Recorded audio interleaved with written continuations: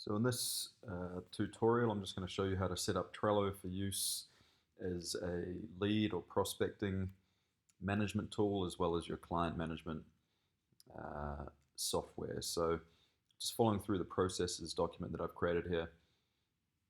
First, you're going to want to sign in, create an account, sign into your Trello account, and you're going to want to create your first board. So what that looks like from your main boards page. See, I've got a number of boards available. I'm just going to create a new board. I might call that Ralph's PT clients. And I want that on the Tempest board.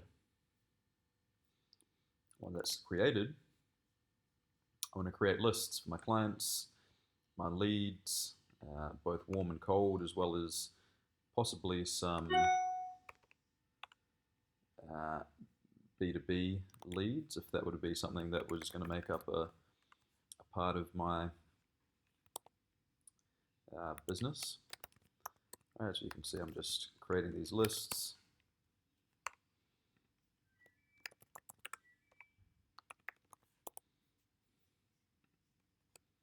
Very simple.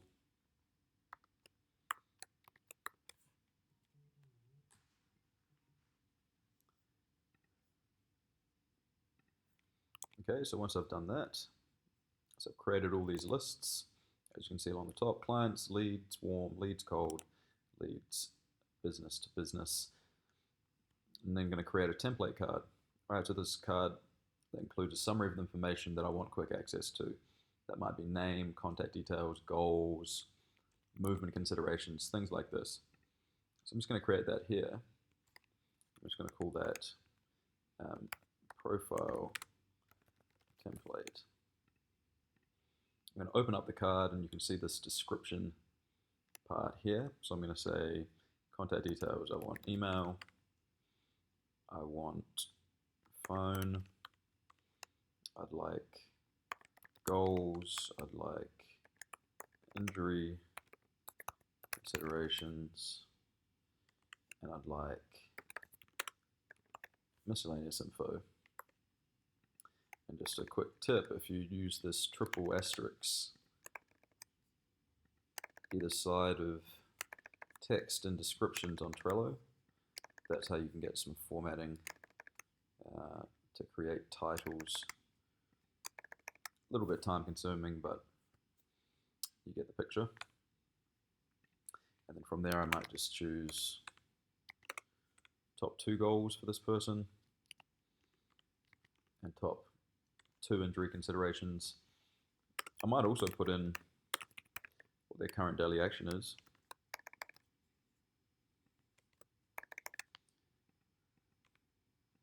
And maybe even what their hip is going to look like. Again, you can put in whatever you like here. When I save that, you're going to see that that's in bold and italics. So anytime I'd like to create a new profile for someone, I can just copy this card. All right, so just hit copy. Clients, title, I'll call it Jess. Like that. And now you'll see that Jess has a card here and all of these titles ready for me to fill out. All right, I'm just going to archive that now because we don't want that there. But this profile template can serve you for clients. It may even serve you for leads if you want to be able to track leads as you see them.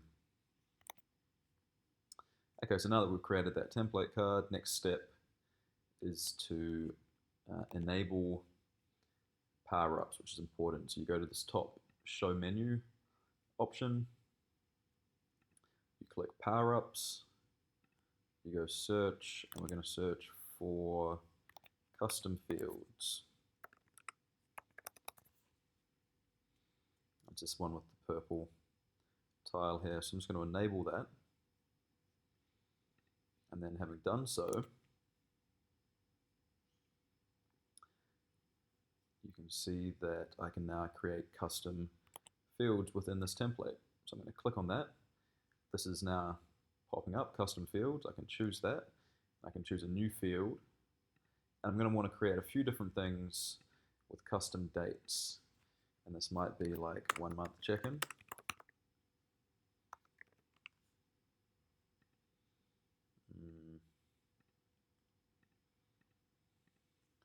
3 month check-in. I could also create one for the 10-month check-in, of course. I can create a weigh-in. I can create, any number of things. Stage 2 to designate when. Sorry, I'm creating those as checklists. I wouldn't actually want to do that, right? I'd want to create that as a due by date, but you get the idea. Something else, if you've accidentally created a custom field that you don't want, it's a little bit of a pain, but you need to come back into your power-ups, go to your enabled power-ups, you need to go to edit power-up settings, and then you can delete the field from here like this. And so I'll do that for these ones that were created that I don't actually want to keep. Right, so that's how we're going to create these. You might just create the same ones that I suggest here, which are assessment follow-ups, transitioning between stages 1 through 3, etc., etc. Maybe one for a weigh-in. And what that means is when you open up any card on this board, you'll see these custom date fields. And what that means is you can click on that. You can say, okay, I've completed this person baseline today. That means I want to be alerted roughly 4 weeks later, the 1 month check-in. And I can check that, and that means as the 10th of April approaches, this tile here will become yellow and then red to remind me that I need to complete that person's 1 month check-in or reach out to them to set up their 1 month check-in. So being able to create these time-driven updates makes a huge, huge difference in our ability to organize and manage the various timelines for each of our clients or prospects, right? If you're using this for a prospect, you could quite easily create a custom field with a date and call it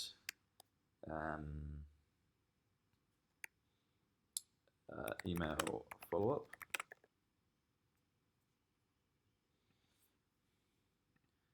And then that is just simply something that you choose. Let's say I reached out to someone today and I'd like to establish the process of reaching out to prospects once a week, once or every 2 weeks.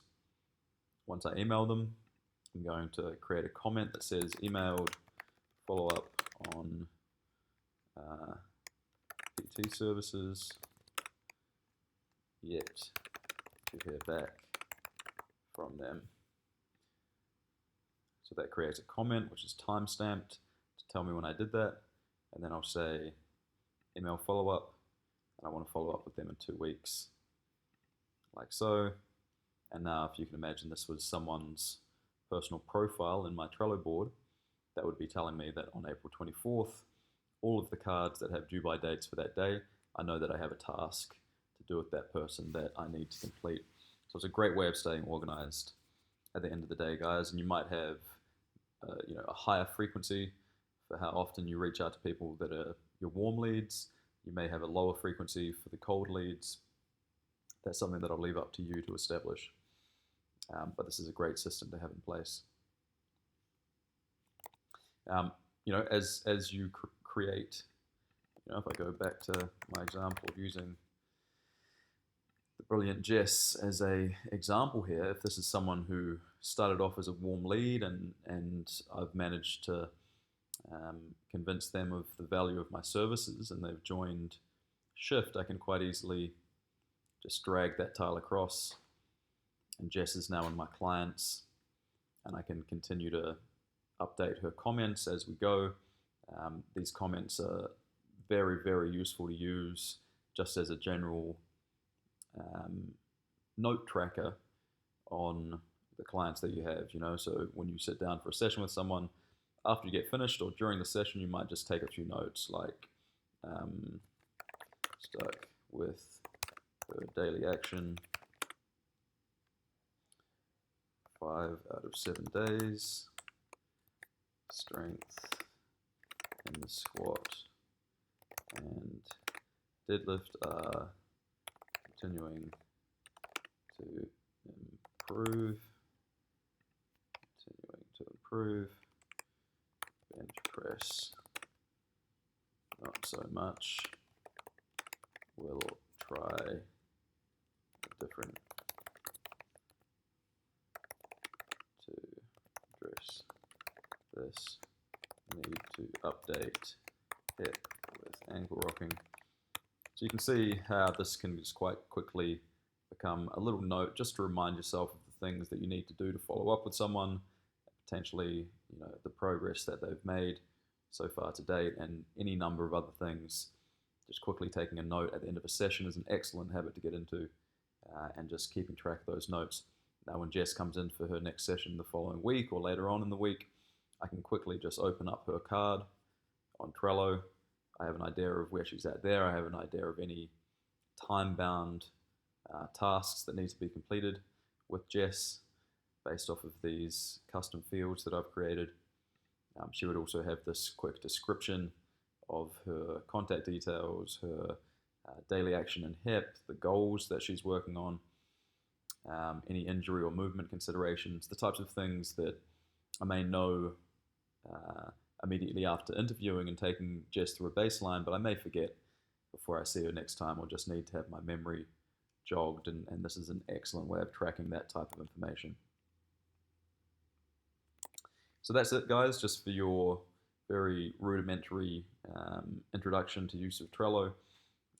Please feel free to reach out to me if you have any questions in the meantime, and I'll be glad to help.